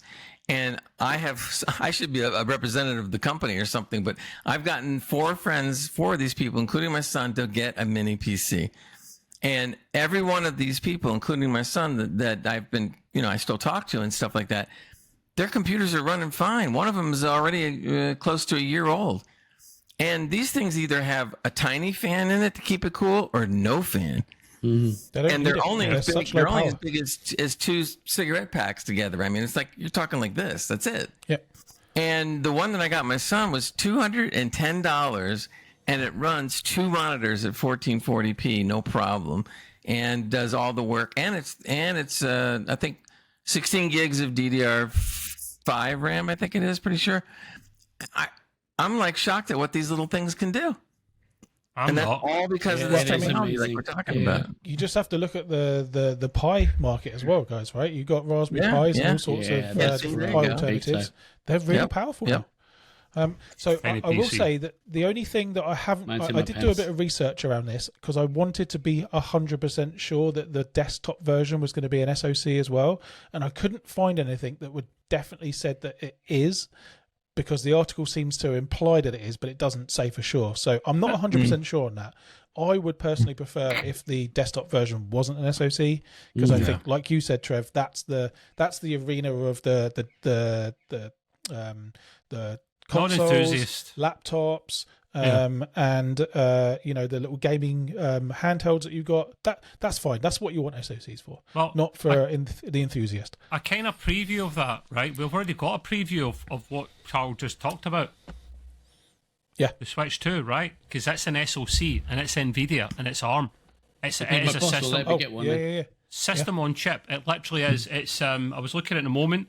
It's a custom designed. It's called a T239 custom NVIDIA chip. It's Ampere architecture for the graphics, but it also features an 8-core ARM Cortex, 12 SM Ampere GPUs, lots of CUDA cores, blah blah blah blah, which gives you docked performance of over 3 teraflops of goodness. These things are designed for that, like Taro said, 100%, and they've got a place in the market. If you're a gaming enthusiast or you're a kind of workload enthusiast in terms of high-end editing and whatnot, export and all that good stuff, then if you're one of them, you don't get this chip. For everything else, this chip or that chip, the end chips that are coming out would be fine for you. Assuming not for us. It definitely is an SoC, though, for the desktop version. As I said, I'm not 100% sure at this stage. It's just rumours, right?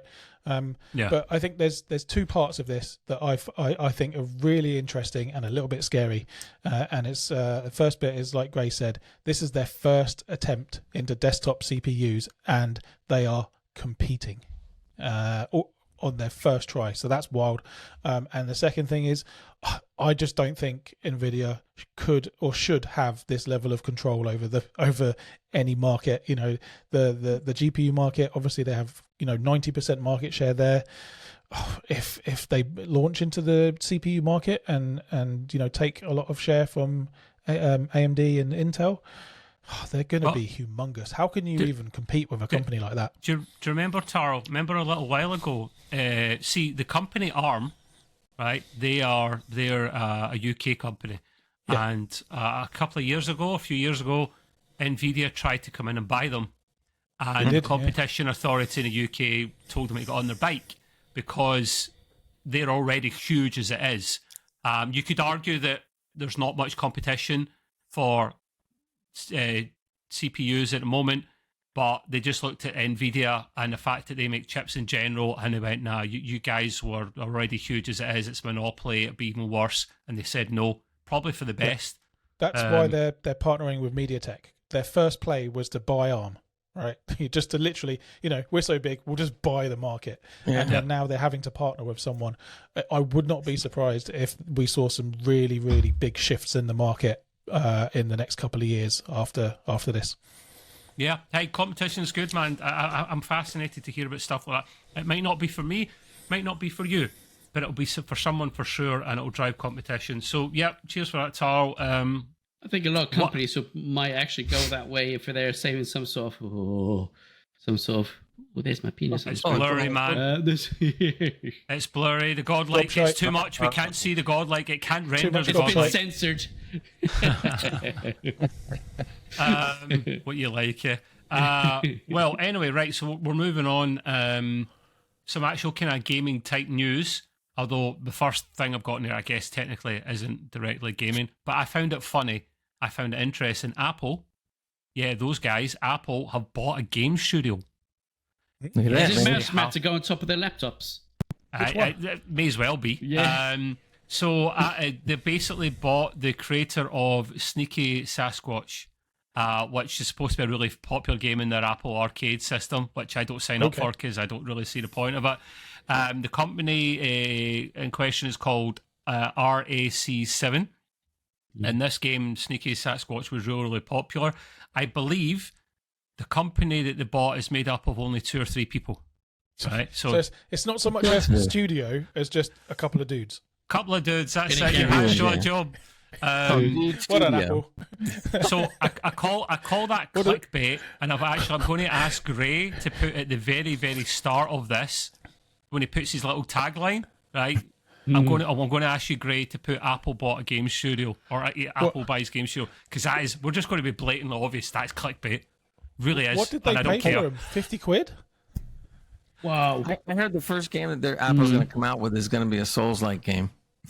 Oh, I'm sick of But 2D. God. Very Apple good. Apple are trying to push more into the game, and their keynote yesterday, which I'm sad because I watch stuff like that, I'm interested in it.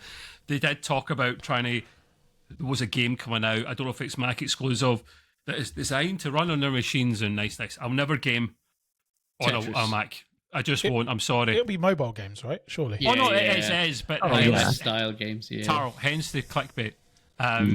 So hey, who's to say that don't? If they were serious, they could get into the gaming side of. See if they actually pulled the finger out. We're going to buy some game studios. We're going to bring out a dedicated Apple console.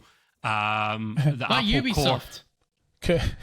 Any worse. They're only worth about 10 bags of apples anyway. They're not, so like they're probably pretty cheap. Can you imagine the egg on our face? Give a Ubi Apple. You cut Taro off again. What are you saying, Taro? So, I was just thinking, can you imagine the egg on our face when these 2 guys come out with the best game of the year, like actual game of the year? Yeah, game of the year awards. For 3 times running. I found it interesting. That's why I brought it up. No, the Apple Arcade games that they make are either really good or they'll get exclusivity on them. So there's no pay to win finish, no added in DLC. It is just a fun. Bear in mind, over 500 million people play mobile games, boys. It's not for us, I know, but they're really popular. Youngsters. Part of the reason why Microsoft bought Activision for I can't remember what they're called, King or something. They make the mobile games. Massive business in China, and I hear there's a few quid in mobile games as well. Oh mate, it's ridiculous. It's billions. It's genuinely billions. Yeah, exactly. You get in them. Programming second, make a mobile game. We'd be making a lot of money. But yeah, I won't spend too much time on this. Basically, if you play the Apple Arcade, you know what it's about. It's not for me, but it's got its little market, I guess. So yeah, the other thing which I found interesting, and I need to get back into this because it is fun. More free Fallout 76 content based around fishing, and they've been very smart with the title. It's basically titled Gone Fishing, as in fishing reactor, or fishing as in the process, FISSION. And it was pretty amusing because there's some mutants in those waters, to be fair. I liked the little trailer for it because, see, when you tuned in for, was it Xbox Showcase? See, at the start, before it came on, there was like half an hour build up. You actually saw them fishing in Fallout. I don't know if anyone's seen that. Yeah, they're literally out, like, some mutant have we got a bite? Out. With no bite, like this whole time, just 2 ghouls fishing. Man, I found it funny on the pier. But yeah, so it's not going to blow you away. But it's they do seasons, and they do their past thing as well. You get extra things, cosmetic things. We're in season 21, about to go into. 30 new fish can be caught. It's also to possibly cook recipes for them, sell them on. There'll be a new tiny bit of story content, casting off new quest line, where you will receive a working fishing rod, which can be upgraded by completing the fishing challenges and daily fishing quests. It also includes 12 axoloids. Sorry if I'm butchering that. To find, I don't know, mate. I've not played it enough. 1 available to catch every month throughout the year. Local legends, a new camp, new challenges, blah blah blah blah. But anyway, it's a small little thing. I thought it was cool and quirky. I know somebody that will play that. I think we know. Yeah. Yeah. Who? Oh, yeah. Comic. Yeah. Yeah. I won't even bother showing the trailer for it, but yeah, I found it amusing. And then just when you thought, I mean, this is like buses. there's no new content for a while, and then there's 3 bloody gaming festivals or contents showcases in 1 week. We had the Sony one, which was B minus. It was all right. I didn't actually catch any of that. What came up on there? So some of the games from that will come to PC, Matt. So getting about 10 years, We've got what's the time like? We're okay there. Time wise, we've got. Why does it keep fecking doing that? There you go. That's much better. Share that there. This game here, Pragmata, looks absolutely bonkers. I heard of that. Yeah, let me speed it up a little bit, boys. You can actually see it's Capcom. Looks pretty good. It's got a bit of the. It's like what's that? No, Bioshock space style thing. Bioshock. Yeah. The space horror type game I'm thinking of. But yeah, you've got some little chick on your bloody shoulder. I mean, that's literally what they did in Bioshock. Yeah. That's got on the shoulder. It's like Big Daddy kind of vibes. Yeah. Is it Big Daddy? It's like Bioshock meets Dead Space. That looks pretty good. I won't lie. When was that coming out? Does it say? Probably not. This year and on PC, year, 5 years. There you go, 2026. It's real. It's real. Now this here, there's some. Romeo is Dead. This is called Romeo's a Dead Man. Sorry, this was another batshit crazy one. You can tell by the animation style. I'm trying to. There you go. Hacker slasher game. This looks nuts. This man. I thought it looked pretty good. It'll probably come out on PC as well. Dead Man. It looks like a re-skinned.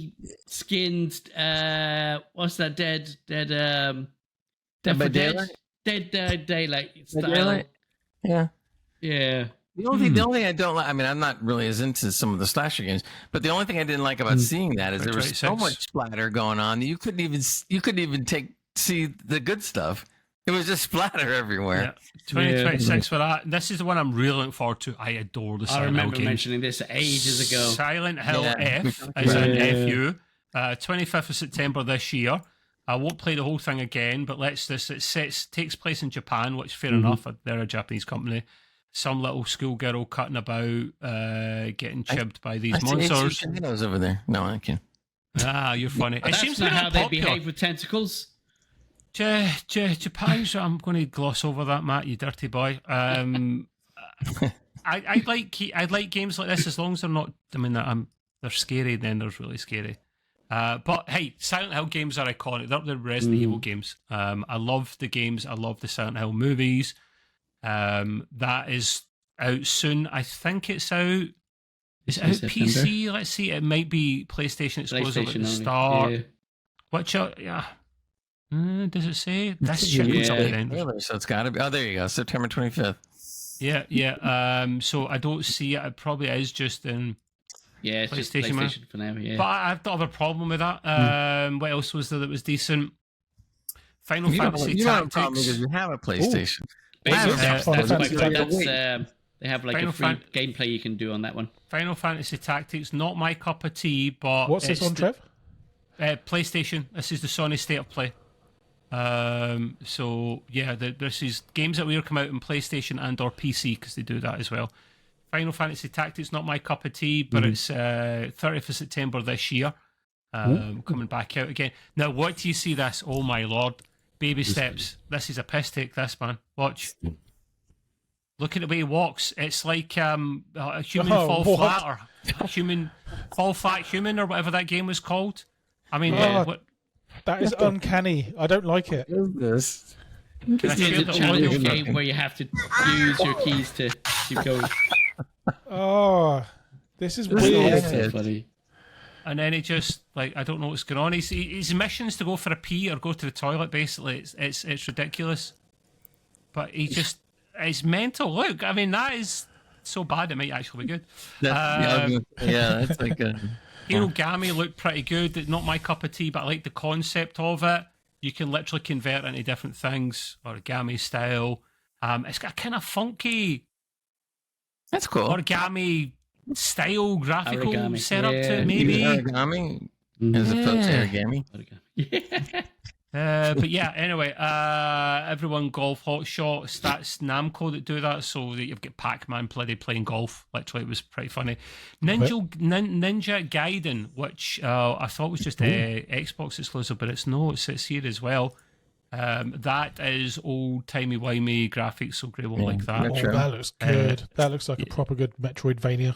Yeah, that type of game. Very popular then. Very, very popular, this type of games. Great fun. They'll probably only charge $80 for it, so. No, that'll be like 15 quid. I hope so.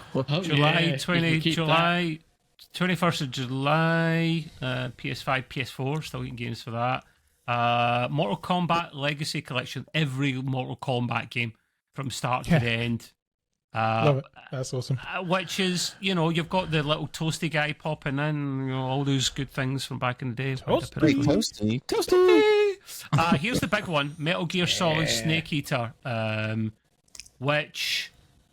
That's coming out finally. That's PC too, though, so that'd be cool. Yeah. How dumb are bad guys, man? Like, you literally sneak in boxes. And then you've got, towards the end of this is the monkey mode, which I knew nothing about. Like, that's a thing apparently in Metal Gear games, but I don't know anything about it. You'll see it towards the end of this trailer as well. Let me just speed it up. I found this bit at the very end of the trailer, right? There you go. This is a thing. This is in the original games. Monkey mode. Like, you can grab him and stuff, and I don't know what happens, but, he's your pal. I don't know. That's pretty... Watch the end of this. Watch the end of this. It's funny. It's cheesy, but it's funny, right? The very end of this trailer, right? Here's Solid Snake. He's about to make a run for it past the screen. I think. There he is. He was hidden the whole time. Grabs that, and then watch. And then he turns into rocks. And then a guy goes past him. It's camouflage. I thought that was cool. I like that. So, yes, there you go. Listen, we've shown a lot of stuff today, guys, for audio listeners, and if you want to see our ugly mugs, that's fine, but as a one-off, you might want to tune into either our Spotify video version of this or the YouTube version. Grace is educating me recently that the Spotify will be video, but it switches between video and audio depending if you want to see video or you just want the audio. You swipe up or down you get for that. The options, whereas YouTube, it's separate, which pisses me off. So you can choose to watch the YouTube pod that we do or the audio version of it. And put it out for everything, including the TikTok. So when is that out? That one, that is I can't remember what it's out. I'm sure it's August or something. It's not far. What else we got? It's decent. Since we're time, but we can run over the whole Xbox showcase next time because there was a lot of stuff. Yeah, we could do that. There's a lot of stuff in that one. We haven't even touched on. I think we might have to. There's been so much stuff, guys. So much stuff to try and I didn't think we were getting every game in today anyway. So we've got the Astrobot new update as well. That's more free content. DLC, isn't it? More free content. Wait, how many DLCs have they done for that? They're not full DLCs. It's like ad hoc missions and modes they're releasing rather than full blown DLCs. If that makes sense. This time it's 5 new challenge levels, new guest bots. They're bringing back the Astrobot dual sense control, which I'm tempted to get because that looks really good. That is out. I don't know when it's out. That's the thing, it doesn't say there. But anyway, scanning through. Here we go. James Bond. Yes, James Bond First Light 007 coming next year to PlayStation 5. Jumping the gun here. So there's more than one company doing a James Bond game. This is this looks stunning though. It's basically James Bond before he comes 007. He's part of the Navy. He's part of the Navy at this time, and they see a promising prospect, and they think, let's sign him up. And this is before he's obviously the man that we all know. This one he was 001. No, before he's an agent, before he's actually 00 status. Like literally, I don't even know if he's officially part of the secret services at this stage. But it looks stunning, man. There's like driving, there's shooting, it's everything in this game. It looks gorgeous. From the gameplay, it looked a little bit Hitman-ish. Does that sound right? Yeah. But wait a minute. It was around way before Hitman, so. But I'd rather play that. In some ways, I expected. Well, it's hard to say. Hitman is it's good, but it gets boring because it's so slow sometimes. And I think that's part of the only part of the problem I can say with Hitman. They need to bring Hitman back a bit. Bring back the proper storylines, and make it more exciting, like they had them in the very previous ones. You had Ghost of Yotai, which is not for my cup of tea, but it's following up from another Ghost game. No, not Souls. But no, there's not much in this trailer. That's the thing. They're going to do there you go. Proper deep dive coming next month for that, right? So I mean, it doesn't even give any gameplay there, right? I mean, what genre is it? The last one here, this is not my cup of tea, but this got a lot at the end. The Marvel thing, fighting souls. Oh, is that cartoon nonsense with the? But it looks cool. Don't you think? Just bring me into Tekken. Just get over and done with. Yeah, me as well. That looks like a King of Fighters type fighting game. I like that. But they've got a lot of license to do their thing there. So yeah, listen, lots of stuff, guys. The last thing I think on my docket is the very, very end thing, and they hid it for the first few minutes of the trailer. I was like, what is this they're showing? They announced Shock Horror, the new COD game, but it's Black Ops 7. They're not moving to something else. I don't know if Treyarch are involved because it's their baby. I can't see how they would be solely doing that from one year to another. It's a bit different. Yeah, it seems pretty quick. I mean, it will arrive obviously later on this year, but wait for it. It's going to be on last-gen consoles still as well. Yeah. I mean, that's not going to run great in a PlayStation 4, really is it? milking it now, aren't they? They are, man. They've been milking it for a long time. They've seen me goes, this sucker's going to buy it. I mean, he's going to moan about it, but he's still going to bloody buy it. The tease was just a shocking tease. Like, there's very little to it. But yeah, anyway, that's what we've got on my side of things. I'm conscious of the time as well. Matt, I guess we've probably got a couple of minutes, a few minutes to talk about your Asus stuff, or we can leave that for next week. It's up to you, man. It's up to you, Mr. Matthew. Next week if you want, What time we go to 150? We can get the quiz in. We like the quiz. Yeah. We do, but I mean, I'm looking at the time. Well, it depends. If I don't win, we'll cut that out, and then we'll just go back to this. Matt, I've got news for you today, my friend. You're not going to win today. I'm confident. I think I know them. Because you Googled the answers, probably. No. I would never do that. All right, okay. But it just so happens I think I know them. We took an oath to never Google these things, so yeah. I wouldn't do that. Go for it. I wouldn't do that. You're up. All right, the world famous EGP gaming quiz. The answer is A, C, D, and A. And here we go. All the above. Right. Yeah. All right, question number one. Yes. What Konami franchise stars Ivy Valentine as an alchemist wielding a snake sword whip? We've seen the trailer for this so many times. I've no clue. Konami franchise stars Ivy Valentine as an alchemist wielding snake sword whip. Soul Calibur for me. Yeah, Soul Calibur. Soul Calibur?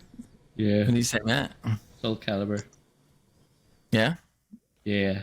Okay. I don't like Soul Calibur. Everybody else does it. I do. I played it a lot when I was young. Yeah. What do you think, Trev? Still the same as a moment ago. No clue. All right. Well, ding ding, Soul Calibur. Yeah. There you go. I actually played Soul Calibur. I didn't play the old. I played. God, I can't remember what number I played. I liked it though. It's a pretty cool game. Yeah. I never passed the first 5 minutes. Yeah. Number two. This is a quote. Quote, "The cake is a lie," unquote. The meme comes from which 2007 sci-fi puzzle game? The quote, "The cake is a lie" as a meme comes from which 2007 sci-fi puzzle game? I know it. I'm just going to guess and say The Matrix. What do you say, Charles? It is Portal. Portal. Oh, I hate you. I hate Portal. Probably is. What did you say, Matt? I said Portal too. Yeah, sure you did. No, I was going for like Deus Ex kind of, or Deus Ex. I remember that. That's a classic. Yeah. I can't think of any of the other ones. Portal. Ding, ding, ding, Portal. Yes. Yeah, he's got two. Yeah. This is my week. This is my week, guys. Now, this is probably a little more, American than UK, but it's not something that you have never heard of. But number 3 was, what was the first video game character to have a balloon featured in the Macy's Thanksgiving Day Parade? This is my guy. Sonic. Yeah, it's Sonic. Sonic? What do you say? Yep. What'd you say, Matt? Sonic, okay.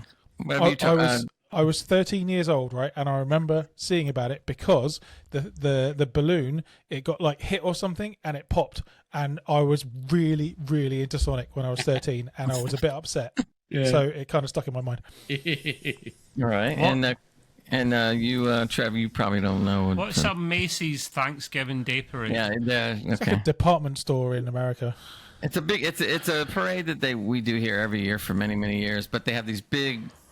They're not hot air balloons. They're really helium balloons, and they're you sound like Mickey then. Floating helium. Some are as big as a building. I mean, these things are huge, and they just float above everything. They've been on Batman. They've done everything in these. But does he get those wonderful toys? The answer is Sonic. That is a good one. That's a good one. I like that. So you're right. So there you go. That's the quiz for this week. I hate quizzes. I'm shit at them, as you can obviously tell by now. Captain Charles in the lead today. Oh, yes. Jesus, man. Wow. 3 out of 3, my first time. He's got the man. Anyway, that's all right. That's fine. I don't mind being a loser. It's fine. I'll do it. So next week we've got Matt's got some stuff to cover. We'll get the Xbox Showcase. We have got Belly Big Balls as well. We've got written down here as well. Don't know. We have a special guest next week. We do. We do. Want to tell us briefly about it? His name is Martek. He is the developer of a company called Martek. Is that the guy from Deep Space Nine? Or that's Martek. That's Martek. I'm assuming that's his game name or whatever. But anyway, he started a company called. He started a game called GameHo.io, and the reason why in that game. I wanted to grab him because he is doing something that we all have said should happen, and that is that when you start a server and you play on it for 3 days, and then the other 27 days you're not playing it, you get charged anyway. So he started a service where you only get charged for the time you play on the game server. So I was like, really? I said, how do you pull that off? And so I want to talk to him about that and to whether he's going to expand beyond the games that they have right now. So we'll talk about that next time. Nice. Cool. Yeah, so much content, never enough time, but that's a good problem to have. Oh yeah. That will be us for this week, people. Of course, please come and join our Discord, like we're saying, and come and ask us these questions. We'll stick them out in the podcast if anyone's got a question, or we actually here's something I never asked for left field. Stick your godlikes where the sun don't shine, Mr. Reagan. He's shown off a bit of cardboard. Gobshite. You're a gobshite is what you are, mate. If you fancy doing a Spotify or an iTunes review, that's still a thing in Apple Podcasts. You want to give us a cheeky review for that as well, that would be appreciated. And it's we've got that registered as in the States under Gray's name, so it would be mostly you Americans that would be saying nice things about us, so I better start being nice to America. Okay, cool. But yeah, anyway, until the next week, we will catch you later. See you later, people. Okay, guys. Ciao, buddies. There it is.